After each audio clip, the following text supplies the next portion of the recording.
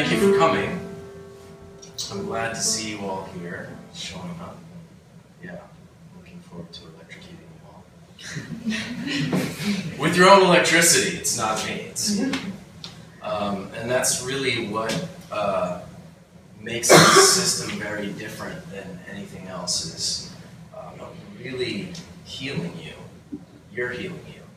I'm just waking you up to do it. Your body is the most advanced piece of technology on the planet. So we're so into technology these days and the commercialization of technology. But what's interesting is that we've lost sight of the most brilliant piece of technology, which has been around for a long time and is so amazing that you could beat on it for 40 or 50 years and it still goes. I mean, if you drove your car for 3 or 4 months without servicing it, you're going to have, some things come up. If you drove your car for 6 months or a year without servicing it, you're going to start really damaging it and it's going to start breaking down. So the fact that you could drive this vehicle for 20, 30, 40 years, 50 or 60 years without your functionality being compromised to the point where your actual, day-to-day life is extremely messed with. Now, quality of life is a different thing. And I've noticed a desensitization that comes with quality of life. Autopsychodysmetria is a condition where the brain is designed to gauge the damage of itself and of the body, but if the brain is damaged, it can't gauge the damage of itself as damaged. So it's the same with the body itself. We get desensitized to how we're supposed to feel. We get desensitized to what freedom feels like. So you all, as I sit here being recorded right now, and I'm recording you, and we're being recorded, you're all your own little reality show recorders, where you're all the stars of your own reality show, where I'm a supporting character, and we're all supporting characters for each other, but you're the star of your own reality show. And your show has been going since you were little, and you're recording everything that physically and emotionally happens to you. Constantly recording. And all that information gets logged chemically in your archives. Now, the archives of your body are comprised of muscle, and epidermal and dermal layers, soft tissue. Visceral layers, organs, actually hold chemical memory as well. In fact, we can hold emotion in our organs.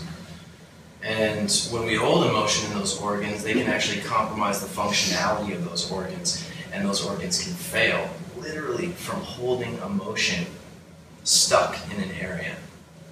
We've actually found that emotion is sectionally stored in the body as well. For instance, one of the micro-expressions for anger is to tighten your mouth like this, which I create a comedic term. I call it butthole mouth.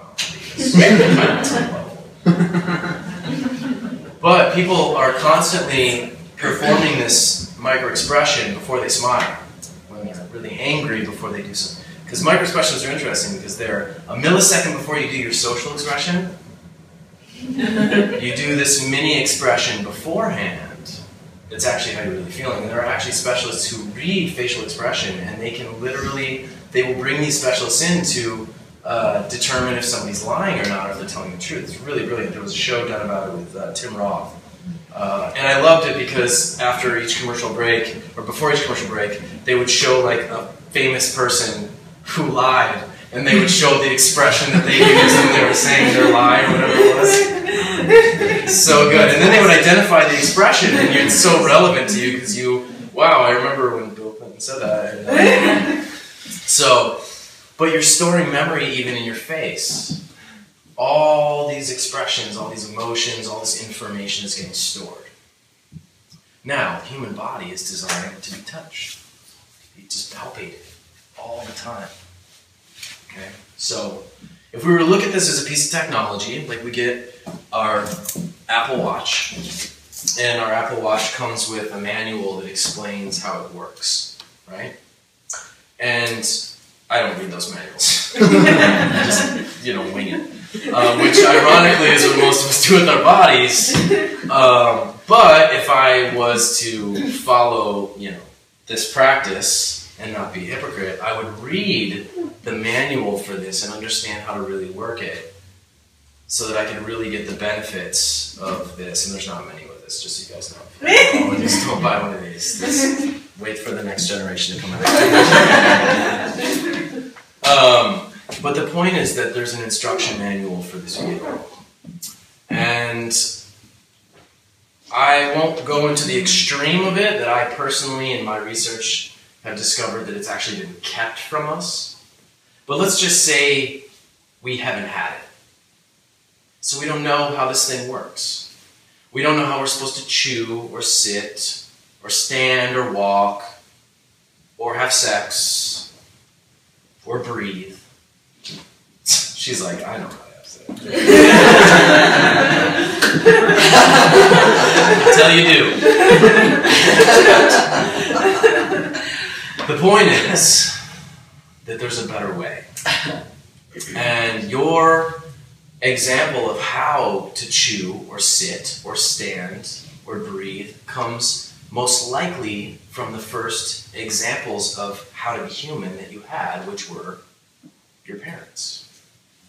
Now, your parents just took on that example from their parents and so on, which has nothing to do with actually how it was supposed to go. For instance, and I'm going to go into a state of vulnerability for you guys.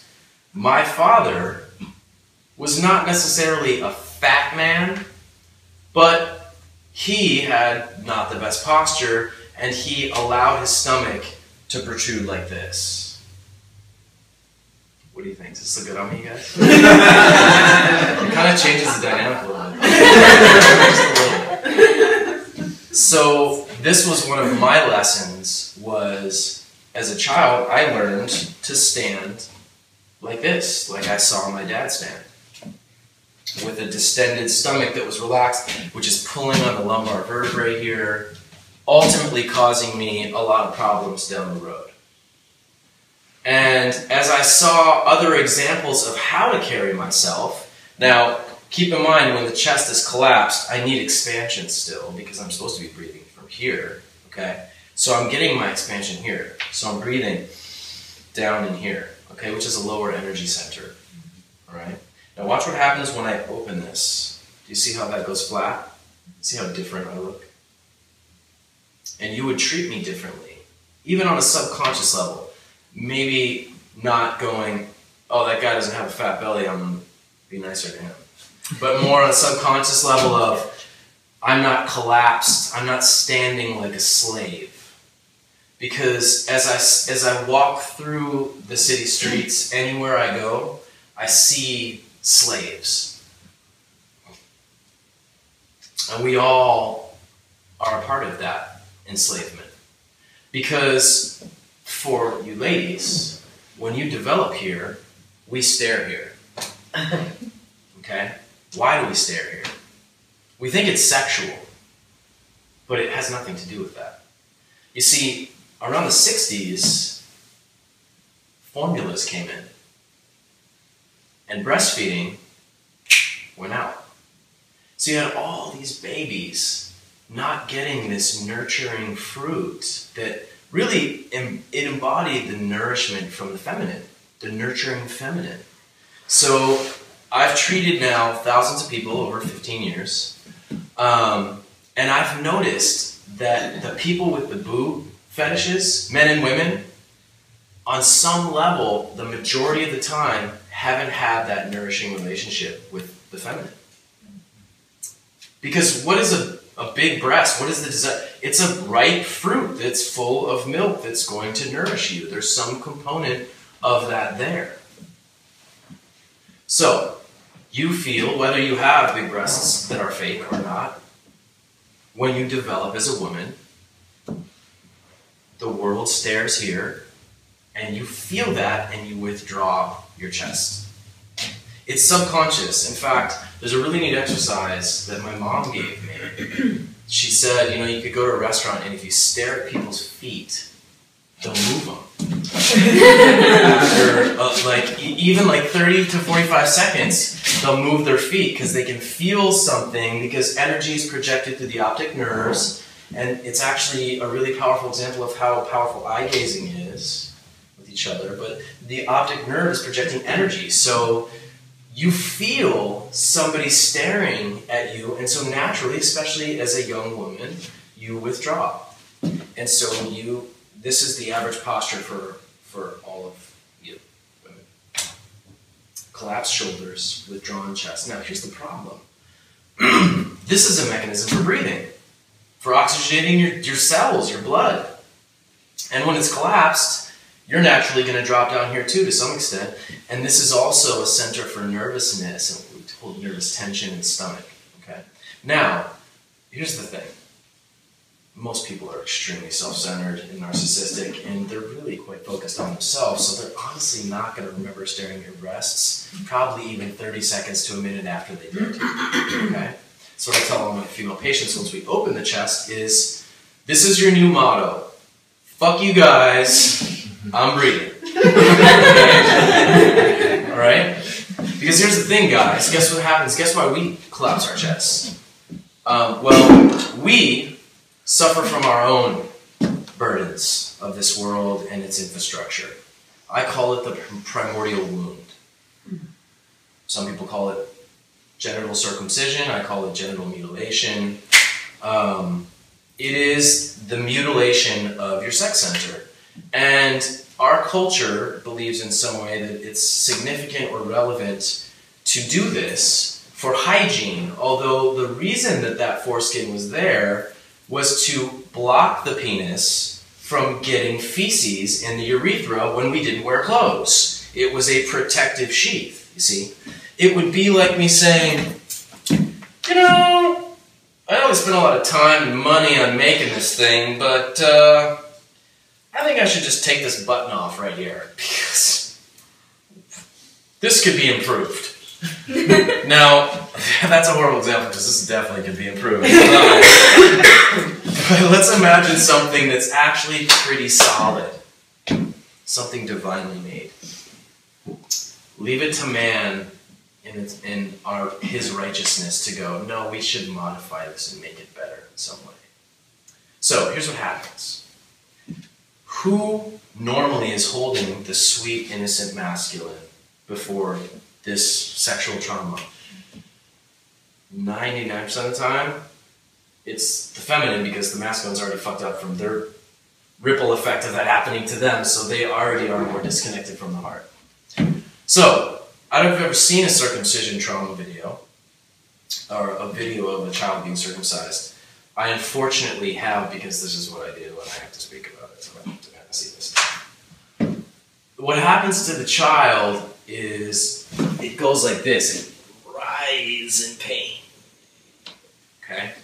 So that is like an atom bomb. And does anyone know what the most destructive aspect of an atom bomb is? It's the shock wave that comes after the initial impact, that spreads out along the earth and just incinerates, right? Vaporizes.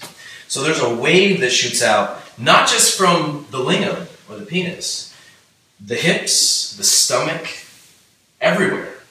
And what happens for us, Phyllis, is that we collapse into this and we kind of stay in this because we're holding the memory. Because if our parents actually stimulated us more, even from the circumcision, our body might have shifted out of that a little bit more, but because touch is so alienated, the body stayed held with the memory. Now, here's where the boom goes off. Who is the baby handed back to 99% of the time? The mother. So, you have the reality recorder now, recording data, and looking up at the nurturing, trusting feminine and going, you allowed them to do this to me in its purest innocence. And this I have experienced is the #1 compromise for why men cannot be vulnerable and open their hearts to the feminine. Because they are holding this trauma. Okay? So who suffers from this? You guys do. Everyone. Well, the world does, yes, most definitely. But the feminine definitely pays the price for this the most. Okay? Now, let's get into the logistical side of this. You lose 4 of your 5 pleasure centers because the majority of the nerve endings in the penis are in this supposedly useless skin. It affects the size of the penis. Guys, just take a breath. Because it's just a baby muscle. It would be like if you had a fresh flower bud and you cut the leaves off. Before it budded, it's going to affect how that flower buds, how it takes in sunlight, how it opens, the size of it. And it compromises us to be able to activate the feminine properly. Okay? This is just another example of the collapse that I'm talking about. See, we all have it. We all take on this role of enslavement just for different reasons. Does that make sense? Mm-hmm. Okay, but the bottom line is it's in there. Your history is in there. Okay? His story from the trauma becomes your story because you have to suffer from his story. But the story in general is what's held chemically. Now, again, coming back to center, piece of technology, amazing, can eat delicious food, have orgasms. Don't get me started on how awesome that feature is with this technology, okay? Run, swim, breathe, dance, sing. This is an amazing vehicle. The problem is, you've only been shown how to drive it in first gear. Because what's happened is, they didn't tell you have to take the parking brake off. So imagine driving your car with this parking brake on. It's just going to drag the speed of the vehicle down, right? And the parking brake is the chemical history that you're holding that nobody taught you that you have to release. And that chemical history is accumulative and you're desensitized to it. So tonight, we're going to give you a reference point of freedom. And it's up to you what you choose to do with that. I'm going to release each one of your arms, one of them, okay? Now, I'm giving you one arm. Sophie's choice. Okay? Alright? If you want the other arm, that's my challenge to you. If you don't want any arms done, that's cool too. Okay? The point is, I'm giving you a reference point of freedom, and what I'm doing for you is not something that will greatly imbalance your body for me to do just one. Okay?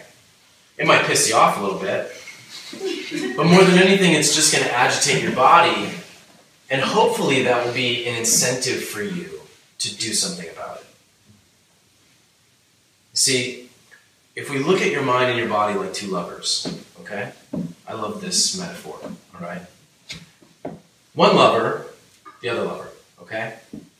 Let's establish some ramifications of this relationship right now. This lover is doing thousands of things to keep us alive right now.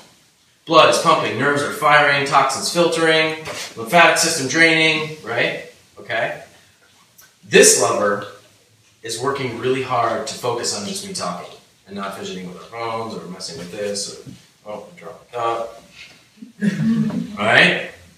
This lover is like a 5th grader that thinks he's really smart and knows everything. And this lover is like an astrophysicist. Okay? But the astrophysicist is trying to communicate with the 5th grader that doesn't speak astrophysics. Okay? And this lover was the one that somehow, well, not somehow, through our society has been taught, is the one that's in charge. Is the one that's supposed to be calling the shots. You see, each one of you has a navigational compass within your cellular integrity. Let me explain on a physiological level what that is. You have more neuroreceptors in your brain than you do stars in the galaxy. That's a fact. Okay? So, on some level, the fifth grader's thinking, I'm pretty awesome. Okay? Here's the thing. You have twice as many neuroreceptors in your gut than you do your brain. Okay? So guttural intelligence is a anatomical, physiological fact. And right off the bat, thus it's why the body can do thousands of things to keep you alive, while this lover's not even using all the stars in the galaxy, really. We use, what, 5, maybe 7% of our brains? Those are the smarter people, by the way, guys. Okay? When they say we use 5 to 7% of our brains, that's like the higher testing humans. Most of us are using 5, maybe 4%. And we're all taught to be logical. We're taught to come from the mind. We're not taught to listen to our bodies. We're not taught to listen to the astrophysicist. It's there the whole time. It's actually subtly communicating with you all the time. In fact, one of my exercises lately has been really learning to listen more. Like to the most subtle things, you know? Like if my stomach tenses up for something, 99% of the time, it's not correct for me, whatever it is. Food, a situation, whatever. A trip that I'm going to go on. But most of the time, the mind's operating logically, so you're missing those subtle communications, right? Let me give you an example of a stronger communication. My fucking shoulder hurts really bad. That searing pain through my sciatic. Now, that's actually an SOS, like desperate plea for help. See, your sciatic was actually telling you in a more subtle way, hey, listen, we're here for you for all those hikes and, you know, the freaky-deaky stuff you're doing and all that other stuff, but all we ask is for a little stimulation and release. You know, we're providing this physical experience for you. We just need some palpation. If you just, we understand your parents didn't teach you this, and their parents didn't teach them, and your society completely alienates you around touch, that it's either sexual or nothing at all. We totally get this, but we kind of have this expectation that you're still going to see through or feel through all that bullshit and hear us and listen. But this world is designed to compromise you from doing that and distract you in the 5 senses, going all the time, going. With our to-do list, we wake up with our to-do list. We don't wake up with the gratitude for the moment. We don't wake up tuning into our bodies. There's something called myofascial unwinding. It's really magical, actually. And it's literally just extending yourself and feeling where there's tightness and just kind of exploring that and seeing where it goes throughout your whole body. And you'll actually trigger emotion to come out. I mean, cats do it, animals do it. You see how much more connected they are because they don't have the logical mind, which can be a profound gift, but also a profound compromise. Okay? It's all about how you use it. Television, computers, technology can be an amazing tool or a weapon for your disillusionment from being present in the moment and connecting with each other. They're not evil things, they're neutral. It's how you use them. The same can go with your body. We can use our bodies to destroy each other through war and violence and racism, or we can actually build and co-create beautiful things in the world, right? The vessel is neutral. Everything is neutral. It's the mind that says things are good or bad and takes it there. But there's a momentum in the chemistry that's collective, that's been building, that I see as the corruption. And it's been put in place in my study and research, quite specifically, by those that control the world. See? Because they don't want you to be more united. They don't want you to be free of the suffering and the pain that you've gone through. Because listen, we're in a world of suffering, okay? It's just what is, all right? If you look for life without suffering, you're going to suffer more. These are ancient teachings. It's just what is, okay? And the first time you come in contact with the suffering, you burn your hand or you cut your toe or whatever, you get a tummy ache and you go, ooh, pain is bad. Pain could kill me. Fuck pain. This is our first interaction with pain in a world of suffering, okay? The problem is that we associate pain in a very one-sided way. We associate pain only in a destructive manner. Here's the problem. Your technology hasn't been used properly, so you've accumulated all this memory. And what happens with chemical memory, because all neurochemicals have an acidic base to them, is they become rancid. And that rancidity has an agitation to it, an inflammation that comes, which is naturally going to bring about pain. And that pain is there as a signal for you to do something about it. Most likely, at least for me anyways, I don't know, this is just how I was, I always would poke at those areas that were painful. I would literally press on that shit until it went away. I'd be like, oh, there's a pain. Oh.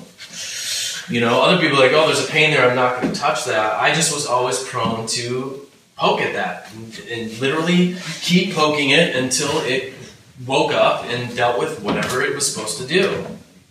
So most of us have been trained in another stream of lifestyle, which is we live our lives avoiding pain and gaining pleasure. That's all of our lives. It's all about avoiding the pain and gaining pleasure. That's how our lives are run.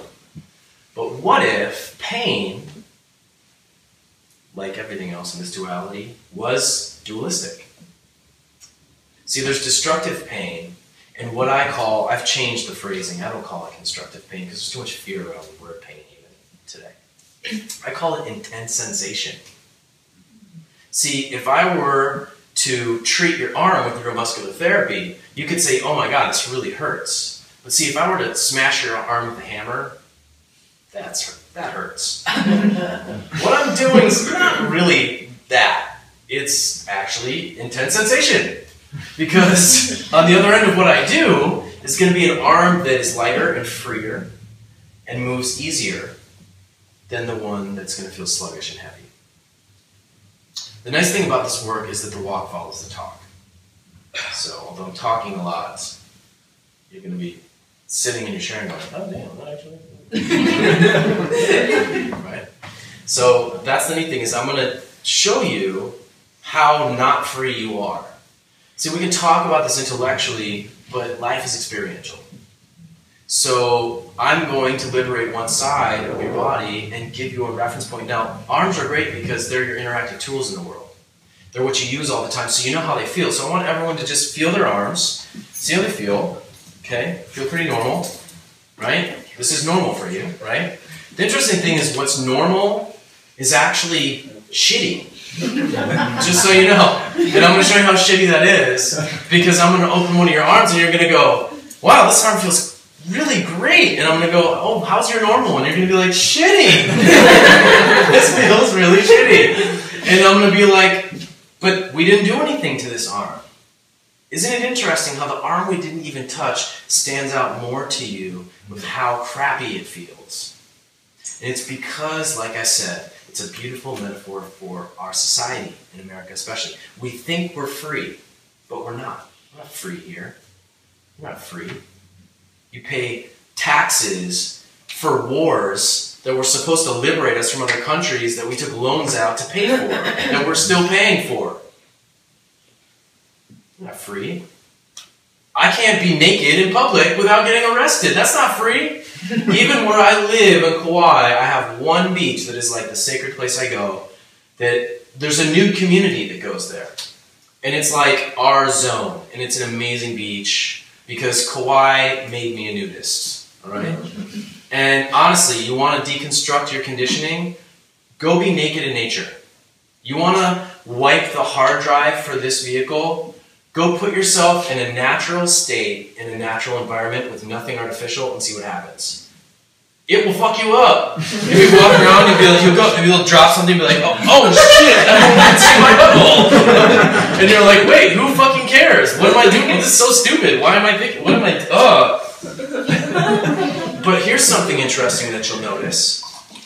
After being naked, not like laying around in a bed or having sex, but just being naked and like walking around and being normal, you'll notice that your posture changes.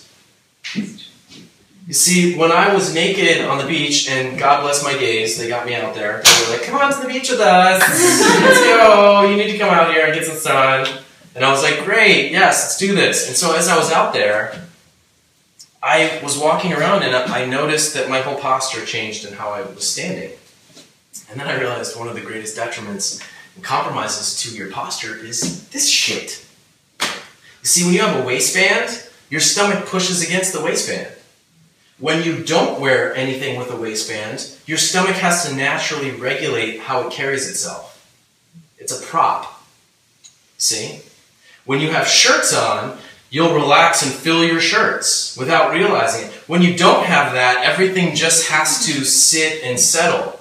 So that was actually a really profound revelation for me of how compromised our posture is, literally down to our clothing. So there's another concept that comes in that's really interesting. We call it dick tan. Is anyone familiar with this term? No? I will educate you. The genitals of your average human are darker in color than the rest of your body. Okay? Why is that? Yeah, why is that? Exactly. That's what I was saying. And then I realized, it's not that your genitals are darker than the rest of your body, it's that the rest of your body is paler than your genitals because they held their pigmentation, and when we started wearing clothing, we paled out the rest of our body because we used to just be naked all the time and everything was one tone, you see? But the body paled itself out generationally, but the genitals held the pigmentation because naturally they held the pigmentation to be more protected from the sun. Make sense? So we have been extremely altered in our natural state. And I challenge you to start doing things to break that and see how it messes with the program. Now, even if you mess with the program a little bit, your body's holding a series of software programs that are totally going to enable you to go back into it. See? What's neat about neuromuscular release therapy is we're cleaning the hard drive out, right? We're cleaning all of the neurochemistry out of all this crap they've conditioned you with. One of my favorites that I love to talk about, love. Everyone's familiar with love, right? Or you think that you are. Let me share with you how unfamiliar you are with love and what love truly is. Love is three things in all of the most ancient spiritual teachings. It is unconditional, it is unlimited, there is no amount to it, and it is eternal, it is an energy, it cannot be destroyed. You cannot fall in love with someone and not be in love with them anymore. That just means you never were in love with them because you don't know what love is. See, we've been taught an emotional currency system. And we learn it from our parents first and foremost. If you're a good boy or girl, I'll give you my love. If you're a bad boy or girl, I'll take that love away. It comes in the form of an emotional affection. You see? And then we learn naturally, just like I did, to parent myself as my parents parented me. Internally, you become your own internal parent. And you give yourself love and praise when you do something good, and you beat yourself up when you do something stupid. And then you learn to seek the conditional love, or I call it the emotional currency exchange, from other people, and to give it. You did not do something that I like. I will take this away from you now. You just got docked. Right? Yes, totally. And that's the thing, is that I was like, man, that's really fucked up. Like, where did we get that idea? Oh, wait a second. Our other deeply conditioned thing, money. You see, it's a money thing. That's why I say the emotional currency exchange. It's a monetary thing. If I pay $2,000 out of my pocket to my rent, it's going away from me to my rent. I no longer have it anymore. So we look at love as a limited quantity, and I can only give it here, and if I give it to you, and then I give it to him, I'm taking it away from you and giving it to him because I only have so much of it, and you're docked. It's going over here now. See? God, because everybody breathe, God is polyamorous. Just take it in. Just breathe, okay? All right? God is polyamorous. Polyamore, multi-love. See? It's the conditioning. It's the insecurity that comes from fear. And everything in your life can be reduced in a cosmic balsamic reduction to love or fear. Everything you say, everything you do. The problem is we've all been deeply conditioned to fear, and we've been taught a false form of what love is. It kind of explains how fucked up everything is, doesn't it? What do we have to stand on? even if there's a part of you that starts waking up and realizing that, the chemistry in you is holding the program. So when we drain that, we pop these matrixial tubes out, like in the Matrix, when you pull those tubes off of them, so you look around and you see the illusion. That's what happens when we drain your chemistry of this artificial not you. And what's interesting, for many patients, the conscious ones that I work with, which is pretty much the only people I work with nowadays, is it can be very alienating going back into the world and seeing your friends and your family and your peers once you've drained this chemistry and it's moving out of you, because you see them differently. You see the things that they are in that you were desensitized to that now you see because it's changing you. Because you are mind, body, soul. You are physical, you are energetic, right? You are mental. So, when we change your chemistry, we change the vibration. Because remember, all matter is comprised of vibration, frequency, and energy. Base quantum physics and physics today. Mm-hmm. All matter, quantum science is vibration, frequency, and energy comprises all physical matter, right? So that means that in your chemistry, there is a vibrational, an energetic, and a frequency aspect to your chemistry. And that means when we change your chemistry, we have access to changing your vibration, your frequency, and your energy through your chemistry. Now, the interesting thing is, when we change your chemistry, it starts draining. The frequency change, the vibrational change, the energy change happens in the weeks that follow. Does that make sense? It's not just like, boom, okay, I'm brighter. Although I will tell you that we do see accelerated drainage where you do get brighter. And people notice it. Like that night, I had an actor that I worked with who was really stressed out because the phone wasn't ringing. He got typecast into a role.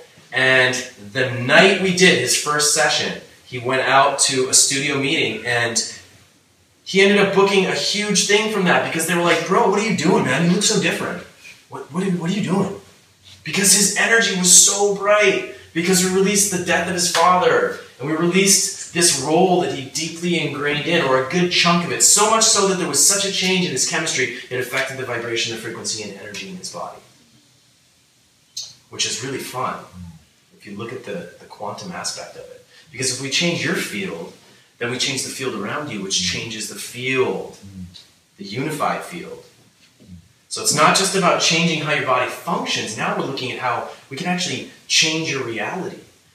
And if you want to make more money, prosperity is a golden energy. It's a bright energy.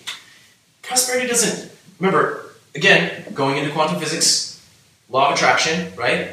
We're magnetic. You're going to attract to you what you're emitting, right? Do you think prosperity, a bright energy, is going to be attracted to a gray energy that's vibrating in a lower resonance because you're holding, being picked on when you were 12 years old, or you're an abrasive mother throughout your childhood, or being fired from that job that you felt wrongfully accused of some bullshit?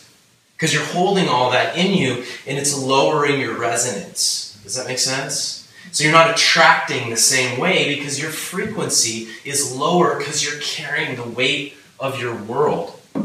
Literally. Carrying the chemical weight of your world. So I'm going to keep talking about the mechanics of this while I'm doing it to you guys, okay? And I'm going to take each one of you up, whoever wants to. Don't feel obligated, please. I already have a lot of people to electrocute tonight, so it's already quite the task. All right? So as we do this, I'm going to be talking about what we're doing while I'm doing it. And so as each of you comes up, you'll know as you're coming up more and more what you're getting into. And the first few people will just be more surprised. Okay, so you have 5 nerves that run through this arm. All right? These nerves are sending bioelectricity with chemical memory telling your arm to do all kinds of things. Okay? I'm going to use the electricity to kind of hotwire her vehicle and flush this chemical memory out into the bloodstream, which is the sewage system, filters out of the body. Make sense? You're going to feel it go right down through the arm. And I treated the mother of my children throughout pregnancy, so you're all good. In fact, this was an amazing component for her process through pregnancy. It really helped her because, again, you're acclimating to the concept of intense sensation. And it's a beautiful example, the concept of having a baby, because let's look at one of these supposedly most painful acts that a human being can go through. What's on the other end of that? A new life. So to say that pain is just bad or negative is very short-sighted to me, okay? Let this arm fall dead weight, just relaxing, there you go. You're gonna feel it go right down through your arm. Good. Good. Now we're gonna take it to the elbow, boom, and right out the wrist. There it goes. So what we're doing is we're routing the bioelectricity out the appendage. Good. Excellent. Shed a couple bones out in the wrist. You're welcome. Here's number 2. Good. Kind of funny bone-esque, huh? Yeah? Good. There it goes. Boom. Okay, last one we can do is the big one. Boom. Good. Excellent. Now we're going to just clear. We're just doing a little experiment. We're just going to open a few of these on each of you and just see what happens when we even open just a couple of these nerves and we get them flushing. Now, here's something really cool that's happening. While all this neurochemical memory is flushing out of your arm, at the same time, your nervous system is now running a homeopathic analysis of this arm and going to fix anything that's wrong with it in the 24 to 48 hours that follows. It's kind of like if you look at your computer, the next one, boom, very good. And your computer, you just left it on for a really long time and you just didn't take care of stuff with it because you were dumb. What would happen is your computer would start missing task commands and it would just stop doing stuff. So when you rebooted it, all these task commands would come up and it would be like, oh shit, we have all this stuff to do we haven't been doing. Go right down to the arm. Boom. Good. Excellent. That's different. There's